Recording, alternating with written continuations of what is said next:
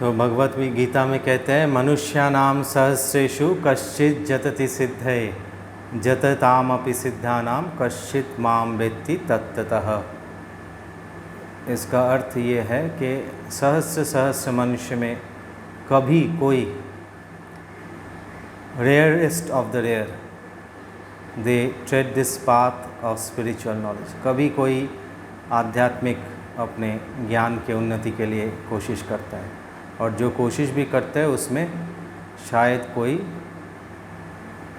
ईश्वर को जान सकता है।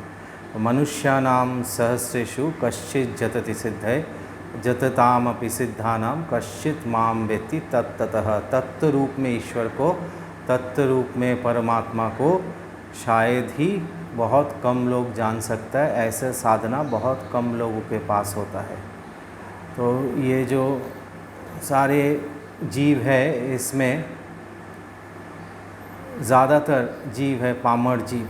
पामर जीव अर्थात जो खाओ पियो और वंश वृद्धि करो, उसके बाद मर जाओ, उसके बाहर उसका और कोई चिंता नहीं रहता है। तो वो कुराल चक्रवत गति में घूमता रहता है, ये जन्मता है मरता है, जन्मता है मरता है, ऐसे करके पामर जीव जो है वो घूमता रहता है।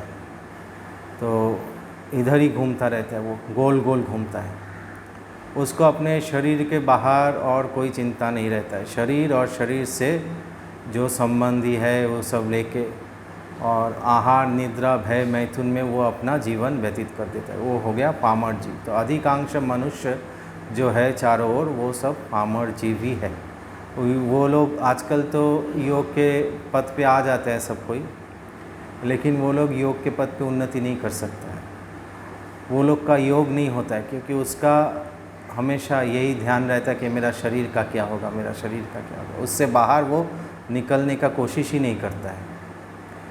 तो इससे थोड़ा ऊपर है बुभुक्षु जीव। बुभुक्षु जीव मतलब जो कुछ शास्त्रीय कर्म करता है, अच्छा कुछ करता है कुछ फल के आशा से। तो बुभुक्षु जीव घटी यंत्रवत गति से घूमता है जन्म मृत्यु लोक में, कि ऊपर भी जाता है पुण्य करके। ये जो साधना करते हैं, जैसे आप लोग कर रहे हैं, थोड़ा सा ध्यान प्राणायाम आत्म ज्ञान अर्जन करने की कोशिश करता है, तो ध्यान प्राणायाम सत्संग आत्मज्ञान भजन कीर्तन ये सब करके वो थोड़ा सा पुण्य उसका उत्पन्न होता है, तो वो ऊपर के लोगों में जाता रहता है। ऊपर के लोग जैसे स्वर्ग लोक में जाता है, फिर धीरे धीरे जब क्षीणे पुण्य मर्त्यलोक विशंति, फिर वो इधर भी वापस आ जाता है। तो ये हो गया घटी यंत्रवत गति। जैसे घड़ी घूमता है, जैसे like a clock, it goes up and goes down. तो सिमिलरली तो जो बुभुक्षु जीव है वो शास्त्र सम्मत काम करता है, लेकिन फल के लोभ से काम करता है।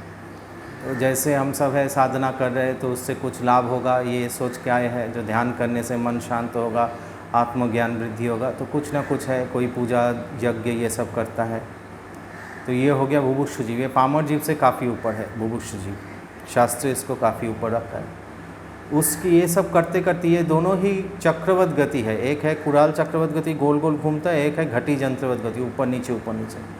और फिर करते करते जब साधना अच्छा से होने लगता है, आत्मज्ञान धीरे धीरे बढ़ने लगता है, फिर होता है मुमुक्षुत्व जगता है उसमें। तो मुमुक्षु जीव क्या है? ये दोनों चक्र से ही मुक्त होना चाहता है, ये दोनों चक्र से ही मुक्त होना चाहता है। इसको कहते हैं मुमुक्षु जीव।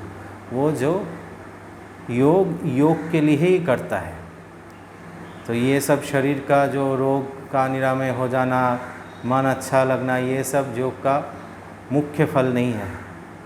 मुख्य फल है पुरुष प्रकृति का विवेक, जिससे मनुष्य का मुक्ति होता है। योग मोक्ष दर्शन है।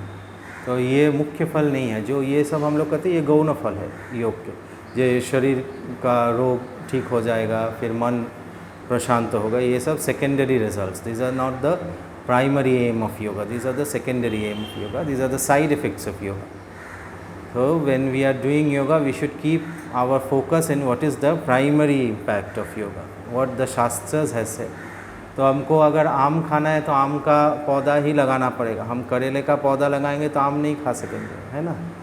तो ऐसे शास्त्र सम्मत फल अगर हमको चाहिए, शास्त्र सम्मत पथ पे ही हमको चलना पड़ेगा।